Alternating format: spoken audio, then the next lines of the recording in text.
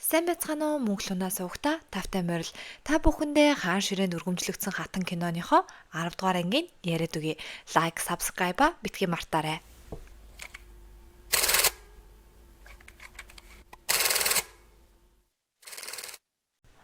Ордон лөө хинч орж болохгүй гэсэн хааны тушаалын дагуу хатан маань хаймсаа сүмд байрлана. Тэрээр хаанд нь лөө захиа бичих ба хааны ард түмэндээ тараасан газар нутаг тариа будаа хүрэх ёстой хүндээ хүрээгүй гэдэг утгатай захиа бичин нэгэн ламданд ордны тэргүүн хатагтай даваач өгнө хэмээн даалгана. Цөллөгт байгаа Йогон гүн болон Яосон гүн дээр маань тэр хоёрын хамгийн сайн найз болох хамтран зүтгэж Буан гүн ирнэ. Буан гүн ирээд та хоёр яаглаараа ийм байдалд орчдөг байна. Баар жилд хаан эзнийг бид нар нээлж хаан ширээнд суулгасан байдал. Гэхдээ зүгээрээ бидэнтэй хамт санаа нэгдэж байгаа маш олон төшөмлүүд байгаа. Тиймээс бид одооноос төлөвлөгөө гаргах хэрэгтэй. Тэхийн тулд биднэрт хамгийн их хүч өгөх хүн бол хатантан хэмээн Буан гүн хатан дээр очиж уулзна. Хатанч түүнийг харан маш их баярлах ба удаан хугацаанд уулзаагүй. Таныг яаж мартах билээ? Ороод уулзцгаая гэж ярилцсан. Тэднийг ийхүү ярьж хахад хэн нэгэн тэднийг ажиглаад мөрдөж гин. Буан гүн хааны арсны өвчин тун муутсан байгаа. Бид нар тэрэн дээр нь жоохон нэмэрлээд үгүй. Харин та бид нартэй нэгдэн хунтайжиг хаан ширээн залхахад туслана уу хатантаа гэхэд хатант нь сонсоод тун ихээр уурлан би та нартай хамт хааны эсрэгийг босох хэрэггүй. Би энэ тухай чинь сонсоогүй гэж бодъё хэмээн тэр хоёрыг буцаана. Хатны захиаг авч явж исэн хоёр ламтан руу өвөл мэдэгдэх хүмүүс дайран ламтанг алчна. Бяцхан лам хүү арай гэж азар зүхтан амьд үлдэж чадна.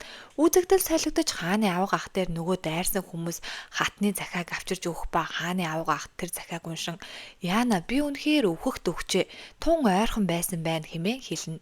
Тэрээр хаан дээр очин Буан гүн Яосон гүн болон Йогон гүн дээр очиж уулзсны дараа хатан дээр очиж уулзсан байна. Эдгээр хүмүүс яалцчгүй таны эсрэг ямар нэгэн хуйлдаан зохиож бослог гаргаж байгаа байх хэмээн хаантанд хэлнэ. Хаантан зарлиг буулгаж Буан гүнийг байрвчлана.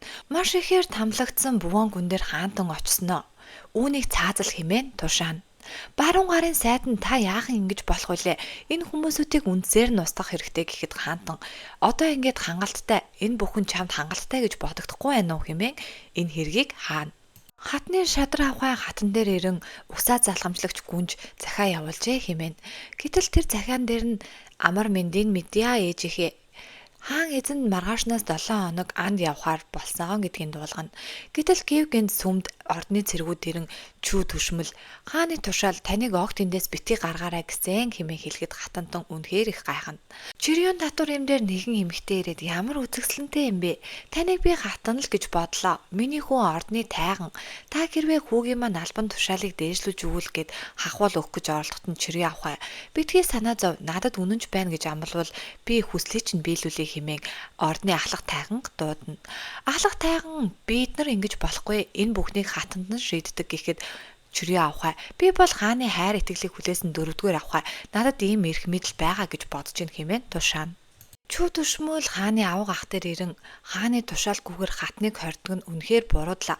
Хэрвээ хаантан мэдх юм бол хоёулаа толгоогоо ахуулах болно гэхэд хааны авга ах яагаад хаан мэдэх ёстой гэж түүний нууцл хэрвээ болохгүй бол хатныг алхахад л болно хэмээн ярилцсан. Амьд гарсан лам хүү арай гэж сүм дээрээ ирэн ламтан өгчгсөн таны захиаг бид нар өгч чадаагүй хэмээн уйлна. Хатантан энэ байдлыг ойлгон маш хурдан сүмээс туслах авахатайгаа хамт зүхтана. Бяцхан лам хүү хатны хоёр баг дүүдээр нь очин хатантан аюулд орсон байж магадгүй гэдгийг дуулгана. Угсаа залхамжлагч гүнж хаан дээр гүн очин хаантан минь та яг одоо гомдлын бөмбөр дээр очиж өгнө хэмээн гуйхад хаантан тун их гайхана. Хатан маань туслах авахатайгаа зүхтан нээслэлд байрлах гомдлын бөмбөр дээр ирнэ. Бөмбөрийг цохин дуургах ба ард түмэн харан гайхацгааж бөөндөө цугларна. Удалгүй хаантан ч ирэх ба хатан хаан дээр ёслон хаантан минь таны тарааж өг гэсэн тариа будаа ард түмний гарт очоогүй. Мөн ард түмнийг байрлах газар мөн хаймсаа болон сүмд өгж байгаа газрууд ч мөн ирсэнгүй. Тиймээс гомдлын бөмбөр дуурж байгаа нь энэ. Мөн таны тушаалаар чүү дүшмэл намайг хаймсаа сүмд хорьсон гэхэд хаантан шууд чүү дүшмэл рүү харна. Гэтэл чүү дүшмэл өвдөг сүгдэн миний буруу бишээ хаантан минь таны тушаал хэмээн хааны аваг ах надад хэлсэн гэхэд хааны аваг ах маш хурдан зугтана. Хаантан түүнийг байр хэмээн тушааж хатны дүүнээр чирж хатныг хамгаална. Гэтэл ард иргэд хатантаа та биднэрт туслаач бидний амийг авраач хэмээн гуйхад хаантан маш ихээр зочирдон ард иргэд рүүгээ харцгаана. Хааны аваг ах өөрийнхөө шунлаас болон өөрийн гэрийн боолдоо зодуулан гудамжинд нас барна. Хатантан ордондоо буцан ирсэн байх ба би ордны авхаанаар эмэгтэйчүүдийн тухай мэдээлэл сонссон.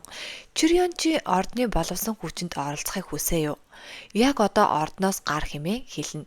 Гэтэл Чирён авхаа энэ бол хааны тушаал биш учраас гэхэд хатантан чи өөрийгөө хавцлаас түлхсэн би бол дотоод ордны удирдагч хэмээн хэлнэ. Гэтэл хатны шадар авхаа яаран гүйж ирэн Ёсон гүн болон Йогон гүнийг хаан цааслах тушаал өгсөн байна хэмээн хэлнэ. Хатантан маш хурдан хаан дээр очин өмнөх үеэ дурсаж агаар зогсно. Өөрийн нөхрөө алдаад удаагүй байж идэл хоёр хүүгээ цаазлуулсан хатны ээж гашуудан гуниглан сууж идэл хатантан ирэн ээжигээ тэрэн ухаангүй гашуудан хамт уйлцгаана. Үзэгдэл солигдож хэдэн жил өнгөрсөн байх ба хатан маань зэвсгийн эрдмээ бэлдэж байна. Гэтэл түүнийг хараа зогсож байгаа хүн бол хатны хүү бөгөөд Идүү ханхүү. Идүү ханхүү дээр хатан очтол би танд саад болохыг хүсээгүй маа ээжээ. Та үнэхээр сайн байлаа гэхэд хатан түүнийг давуулан явна. Хаантан угсаа залгамжлагч ханхүүтэй хамт ном сум харвах ба чи байгаа онох хэрэгтэй. Хамгийн гол нь тайван байх хэрэгтэй гэхэд угсаа залгамжлагч ойлголоо хаантаа гин. Хатан маань Идүү ханхүүтэй хамт цайлан сууж байтал хатны хоёр бага дуу ирсэн харагдана. Тэр хоёр ордонд орж ирэн хааны дөшөмлүүд болцоос нь том ирчүүд болжээ. Идүү ханхүү уншсан номоороо хоёр ахтайгаа мэтгэлзэх ба хоёр ах нь хөөх тийм том номыг та уншсан хэрэггүй. Тэр номыг ч угсаа залгамжлагч 5 жил уншаад ч бараг ойлгоогүй ном гэдэг үсттэй. Та ч үнэхээр хаан эзэн байх төлөвтэй хүн юм а гэхэд Идүү ханхүү намайг бүх өргөнөг гэхэд хатантан та хоёр наад хил амаа бодцгоо хэмээн хоёр дүүгийнхаа амыг хорно. Тэр хоёр бит хоёр ирсэн дээрээ угсаа залгамжлагч ханхүүтэй уулзаатгах хэмээн угсаа залгамжлагчтай уулзна. Хатны дүүнэр түүнд хандан одоо л манай мен гэр бүл сэргэх боломжтой боллоо. Хэс тэргээр өнгөрсөн ах нар минь одоо л тайван байж болох нь гэхэд угсаа залгамжлагч юу гэсэн үг үлээ наадах чинь хаан эзэн тэгэхээр гимгүү байсан хүмүүсүүдийг цаадалсан хэрэгүү хэмээн дургуутсан хүлээж авна. Үүнийг харсан хатны нэг дүүн чи яаж хэлс хэрэгээр цаазлуулсан нагаз ах нартаа ингэж хандаж чадаж байна. Тэд нар чамайг өсгсөн гэтэл чи гэхэд хунтайж тэр хүмүүс чинь эх орноосоо урвсан учраас л цаазлуулсан хэрэг гэхэд хатны дүү маш гуурлан хунтайжийг заамдаж аваад миний ах нарын тухай дахиж битгий ингэж яриарэ гэд яваад өгнө. Тэр хоёрын энэхүү яриаг нь холоос баруун гарын сайд харсан байх ба түүнийг нь хаан эзэнд хэлнэ. Гэтэл хаантан юу гэнэ нагац нартаа заамдуулдаг тийм хунтайж гэж байх уу хэмээн хэлээд өнгөрнө. Ном сумнаас өөр юм мэдэхгүй угсаа залхамжлагч ханхүү дээр хатан ирэн би чамд сурах бичиг явуулсан түүнийг чи уншсан уу? Хаан гэж ямар хүн бэ гэхэд хавантайж тэр бол хүч, тэр бол догшин байдал, тэр бол тууштай байдал хэмээн хэлнэ. Гэтэл хатан энэ үгийг сонсоод үнэхээр урам нь хугарж байгаа харагдана. Үзэгдэл солигдож Чирён авхай ордноос гарan цөлөгдсөн байх ба ууланд ургамал түн амьдрна. Тэр өөрийнхөө өмнөх явдлыг бодоход хаанаас өршөөл гуйхад хаантан түүнийг ордноос гар хэмээн тушаасныг бодон сууна. Хатан маань Идүү ханхүүтэй хамт уулын оргил дээр ханяаны нийслэлийг толтон харж байгаагаар зогсно. Гэтэл Идүү ханхүү үнэхээр гайхалтай уудам том юма энэ жусан улс гэхэд хатан яагаад тэгж хэлэх болсныг асууна. Идүү ханхүү энэ дотор байгаа арт түмэн үнэхээр гайхалтай уйлж байгаа арт түмэн, инээж байгаа арт түмэн, өлсөж байгаа арт түмэн, эрхэлж байгаа арт түмнийг хараад би өөрийн эрэхгүй гайхширдаг хэмээн хэлэхэд хатан түүн рүү харан чи тэгэхээр хаан болохыг хүсэж байгаа хэрэгүү хэмээн асууж агаар манай киноны 10 дугаар анги дуусна. Хаан ширээнд өргөмжлөгдсөн хатан кино маань 12хон ангитай ба дараа 7 хоногт 2 анги нь гарахаар Луна нь маш хурдан оруулж өгнө гэдгээ амлая. Ингээд манай сувгийг сонгон үзсэн та бүхэнд баярлалаа. Лайк, subscribe ба битгий партаарай. Түгээж чадах хайраа түгээцгээе. Bye bye.